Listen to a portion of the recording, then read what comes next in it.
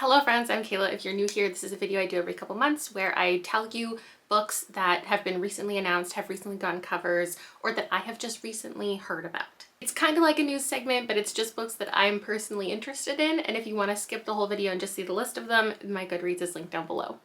Actually, that intro is not even accurate because I won't know if I'm interested in them until we read the synopsis together. I have like 40 tabs open of things that I have seen around. I've seen the cover, I've seen the title, or it's from an author that I read from before, and we find out together what they're about. I don't know when the Singing Hill Cycle book number 5 got its title, but I do see it on Goodreads. It says The Brides of High Hill. So I'm excited to see what that is because we've got different animals on all of the covers, and this one says it's still following our cleric Chi, and they accompany a beautiful young bride to her wedding to an aging lord at a crumbling estate situated at the crossroads of dead empires. But they're forgetting things they ought to remember, and the lord's mad young son wanders the grounds at night like a hanged ghost. So that's set to come out next year in the springtime, the 5th book in the series. I'll be reading the 4th one later this year. So put that on your radar if you are loving the novella series as much as me. Next up, of course, we got a cover for the next Emily Henry. It's called Funny Story. I don't like this one as much as like most of her other covers, but I would love to know your thoughts if you want to rank them in the comments. This one I do know the synopsis of because I'll be talking about it again in hopefully a very prompt upcoming video, but we're following Daphne and her fiance Peter. They end up breaking up right before their wedding, I think, and he ends up starting to date her childhood best friend. And so then she, our main character Daphne, starts dating her childhood best friend's ex. So now they're like swapping partners essentially. It doesn't kick off that way, of course. At first it's like enemies to lovers. They just have to be forced into a similar situation. They have to become roommates, but then they're gonna fall in love, obviously. Next up, we've got this one called Late Bloomer by Maisie Eddings. And the thing that's interesting about this is I was working on a cover prediction video related to this book. However, from my memory, it was completely different. It was about this girl who bought a Christmas tree farm. And now it seems to be about a girl who's buying a flower farm. So my cover and all the predictions that I put into is scrapped now because it became something else. So we're following Opal. Apparently she won the lottery. And now everyone is showing up at her house, like asking for things, bothering her all the time. She says yes to everybody. So she decides at some point to like run away, buy a flower farm, and just be in isolation. And then of course there's a girl named Pepper who arrives, who's the rightful owner of the flower farm that she just bought, but she doesn't want to leave. So now they're gonna fall in love. Next up, I'm clearly not going in order of genre this time because next in my tab list is a Megan Miranda, who is a thriller author. This is upcoming for 2024 called Daughter of Mine. There's no cover yet, but let's read the synopsis together and decide if it's intriguing enough. Megan Miranda is an author that like I continually pick up all of her thrillers, even though I don't really get excited about all of them, but that's just me in thrillers in general. But she is like a consistent one that I will pick up. When Hazel Sharp, daughter of Mirror Lake's longtime local detective, unexpectedly inherits her childhood home, love an inheritance story, she's warily drawn back to the town and the people she left behind almost a decade earlier. But Hazel's not the only relic of the past to a drought has descended on the region. What? And as the water level in the lake drops, long hidden secrets begin to emerge. Oh my god, like a dead body at the bottom of the lake, including evidence that may help finally explain the mystery of her mother's disappearance. Okay, I'm intrigued enough. Next up is another thriller. It's a Mary Kubica. It's called She's Not Sorry. The cover does nothing for me. It says an ICU nurse accidentally uncovers a patient's frightening past in this chilling thriller. Megan is trying to find balance between being a single mom to a teenage daughter and working as a full-time nurse. While on duty at the hospital one day, a patient named Caitlin arrives in a coma with a traumatic brain injury, having jumped from a bridge and plunging over 20 feet to the tracks below. But when a witness comes forward with shocking details about the fall, it calls everything they know into question. Was Caitlin pushed, and if so, by whom and why? That one is another spring release. Let me know if you're intrigued.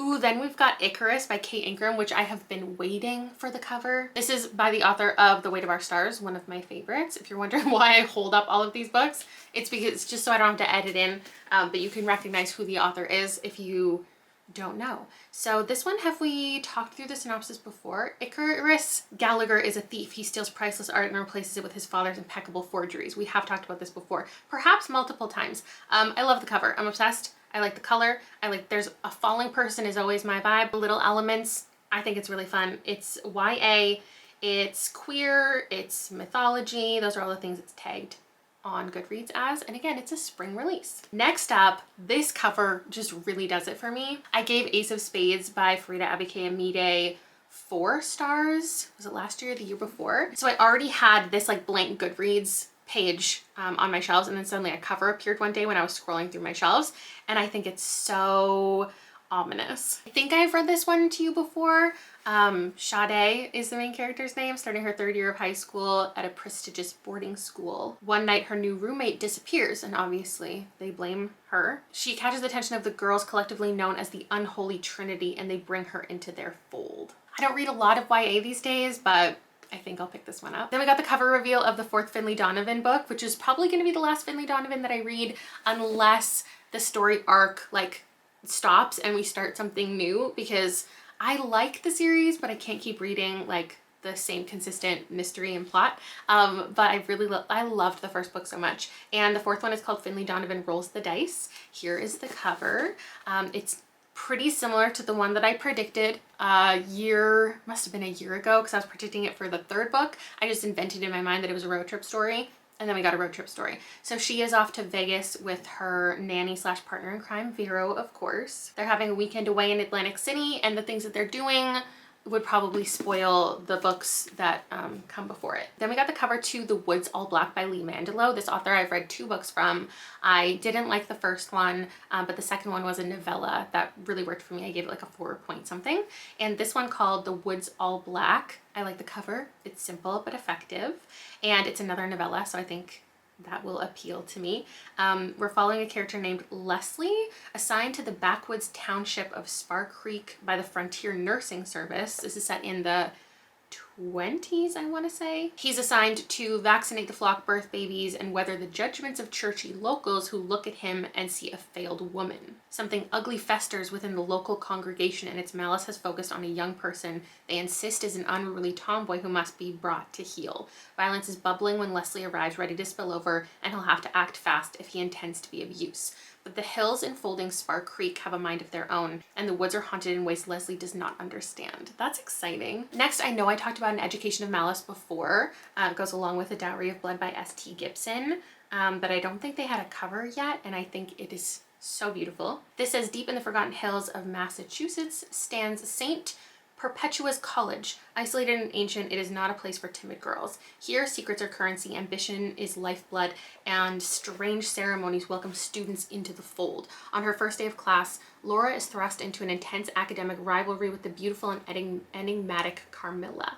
Together, they are drawn into the confidence of their demanding poetry professor, Dr. LaFontaine, who holds her own dark obsession with Carmilla. Their rivalry blossoms into something far more delicious. Laura must confront her own strange hungers. In a sinister game of politics, bloodthirsty professors, and dark magic, Laura and Carmilla must decide how much they're willing to sacrifice in their ruthless pursuit of knowledge. This seems like it's going to be longer than this one at 350 pages, and it's out in February. Next up, Rachel Housel Hall has an upcoming, right? That's the same author, has an upcoming book. The cover I like enough. It says, it's got like a really quick blurb. I don't know if the synopsis can be found somewhere else, but on Goodreads it just says, when a young woman awakens naked in a field, she learns the world is dying and that she is the only one who can save it from an evil, destructive force, herself. It's tagged as adult and young adult, so I'm not totally sure where it lands. I think adult, and it's a quite long one, so that definitely does it enough for me. Then this one I've had on my radar for so long. I've been telling you about it for so long, but Emily R. Austin has an upcoming book called Interesting Facts About Space, and I think it was the cover that was just recently revealed, or the synopsis, but Goodreads just says, it is about a true crime obsessed, bald phobic serial dater who's navigating her first serious relationship and who's convinced someone is stalking her. If you found the main character in Everyone in This Room Will Somebody Be Dead to be like quirky and intriguing and just like weird, this one brings in a similar like kind of paranoia, it seems, so I will be picking it up. Then we've got one from Kate Alice Marshall that was recently announced called No One Can Know. Emma hasn't told her husband much about her past. He knows her parents are dead and she hasn't spoken to her sister in years. But when they lose, or her sisters, plural, When they lose their apartment, her husband gets laid off and Emma discovers she's pregnant right as the bank account slips into the red.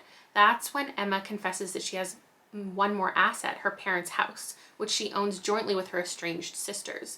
They can't sell it, but they can live in it. But returning home means that Emma's forced to reveal her secrets to her husband, that the house is not a rundown farmhouse, but a stately mansion, and her parents died there, were murdered, and that some people say Emma did it. Okay, this really lines up with quite a few books that I've read in the first half of this year, so it's definitely something that I would read. And I shall. Then we got a cover for Mislaid in Parts Half Known, which is book 9 in the Wayward Children series. This one has dinosaurs on the cover, and that's all you need to know. We've talked about the synopsis multiple times. I'm very excited to read it. Cannot wait, and I love the cover so much. 2024 is my dinosaur era. Nobody saw that coming. This one, I love the cover so much. It's called Knock Knock Open Wide. It actually comes out in September of this year, but I only recently heard about it. It's by Neil Sharpson, and did I read the synopsis? Driving home late one night, Etane Larkin finds a corpse on a pitch black country road deep in the Irish countryside. She takes the corpse to a remote farmhouse. So begins a night of unspeakable horror that will take her to the very brink of sanity. She will never speak of it again. 2 decades later, Betty Fitzpatrick, newly arrived at a college in Dublin, has already fallen in love with the drama society and the beautiful but troubled Aisling Mullen. As their relationship blossoms, Aisling goes to great lengths to keep Betty away from her family, especially her alcoholic mother, Etane. Okay. As their relationship blossoms, Betty learns her lover's terrifying family history and Aisling's secret obsession. Aisling has become convinced that the horrors inflicted on her family are connected to a seemingly innocent children's TV show. No, I was wrong. I've never read this before. Everyone in Ireland watched the show in their youth, but Ash soon discovers that no one remembers it quite the same way. And only Aisling seems to remember it's a small black goat puppet who lives in a box and only comes out if you don't behave. They say he's never coming out.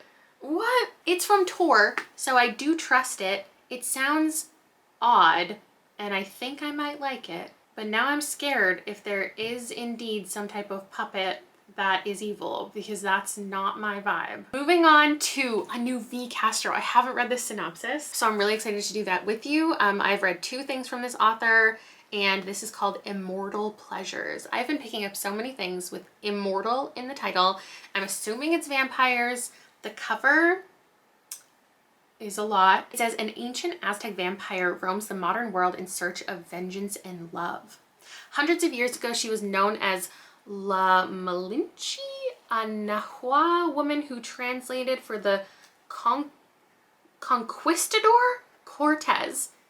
So sorry. In the centuries since, her name has gone down in infamy as a traitor, but no one ever found out what happened to La Malinche after Cortez destroyed her people. In the ashes of the empire, she was reborn as Malinali, an immortal vampire, and she has become an avenger of conquered peoples, traveling the world to reclaim their stolen artifacts and return them to their homelands. Okay, there's a couple more paragraphs, but I think that's all we need to know. She meets a mortal man, becomes obsessed with her. It is a full-length novel, and it's out in the spring. Next up, another thriller on my radar is called The Night of the Storm by Nishida Parekh. I think I was pulled in by the cover. Everything I want to read has houses on it right now. This is a classic locked room thriller about a multi-generational Indian American family marooned in a house with a murderer during Hurricane Harvey. Hurricane Harvey is about to hit Houston. Meanwhile, single mom Jaya is already having a rough week. Her 12-year-old son has been suspended from school for getting in a fight. Still reeling from the fallout of her divorce, they move to Houston. Their apartment is under mandatory evacuation orders, so they go stay with her sister and her husband. The storm escalates, tensions rise quickly, and soon someone's dead. Was it a horrible accident, or is there a murderer in their midst? I'm into it. It's out in January. Then I added this one because how often do we have a Christmassy fantasy that's a standalone? I think this is intriguing. It's called The Kingdom of Sweets by Erica Johansson. And it is a darkly magical take on the Nutcracker, where 2 sisters cursed from birth are forever changed one memorable Christmas.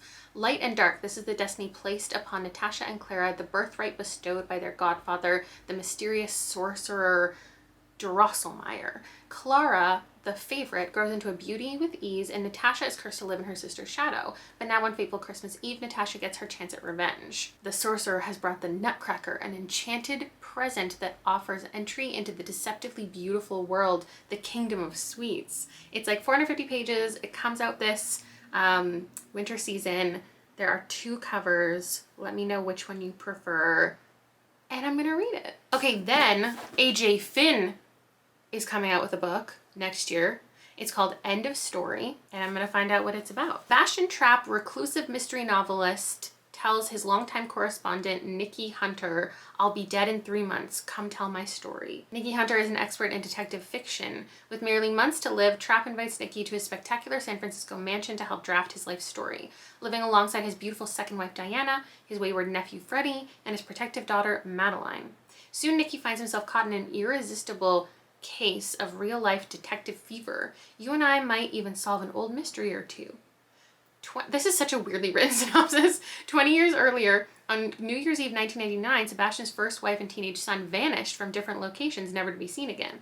Did the perfect crime writer commit the perfect crime? And why has he emerged from seclusion 2 decades later to allow a stranger to dig into his past? Life is hard. After all, it kills you. Madeline begins to question what her beloved father might actually know about that long ago night, and when a corpse appears in the family's koi pond, both women are shocked to find that the past isn't gone, it's just waiting. What do you think? Are you gonna read it? I'm on the fence. I'll probably wait until some reviews come out about it. Next, I added this one just because the title sounded intriguing and the cover was interesting. It's called Mother-Daughter Murder Night. Doesn't that sound fun?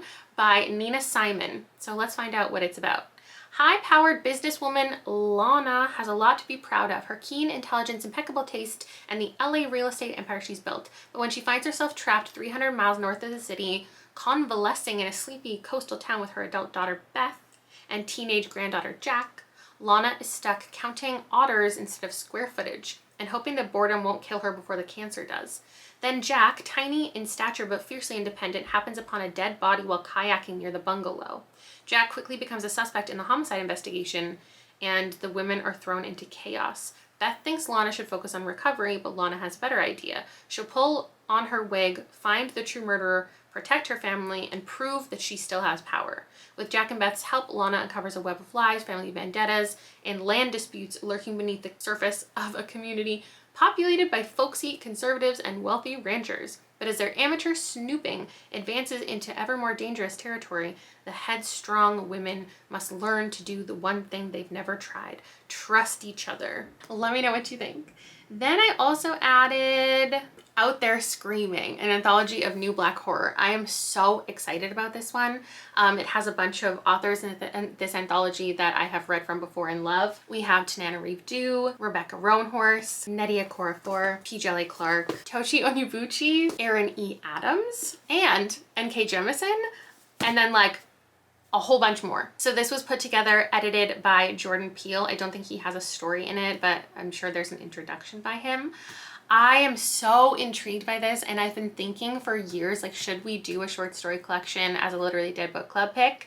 And this would just be the perfect one, but it comes out in like October. So can we realistically wait until February or later to read this one? Because obviously myself and a bunch of other people are going to be highly anticipating it, and I don't know if we can wait. But I recently did a short story collection with my friend Erin's book club, and it was so fun going through each individual story. So it says it's supernatural, it's horror, they're chilling stories. Really want to read it, but like putting it off for months, I don't know. I'm gonna read it regardless whenever I figure it out.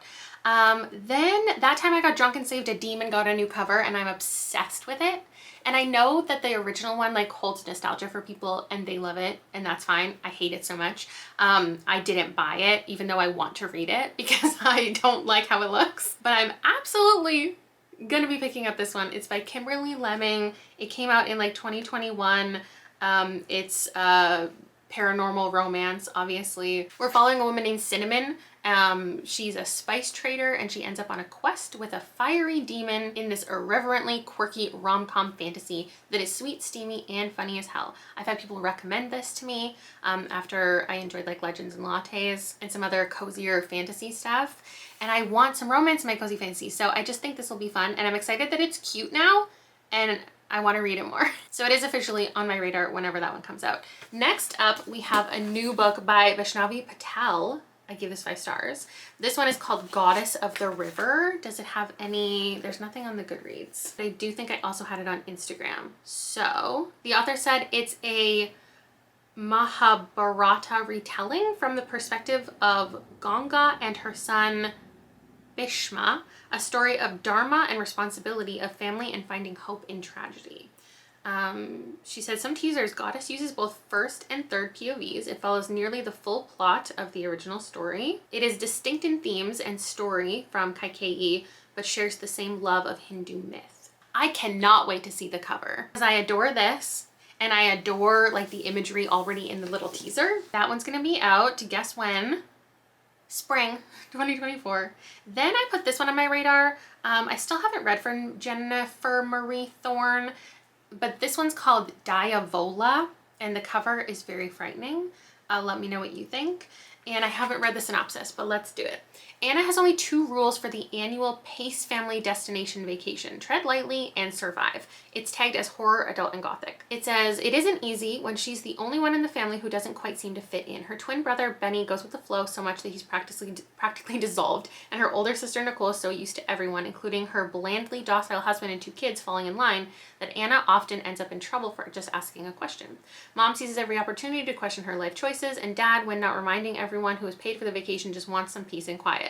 This so far doesn't seem to depict what the cover's depicting, so let's continue.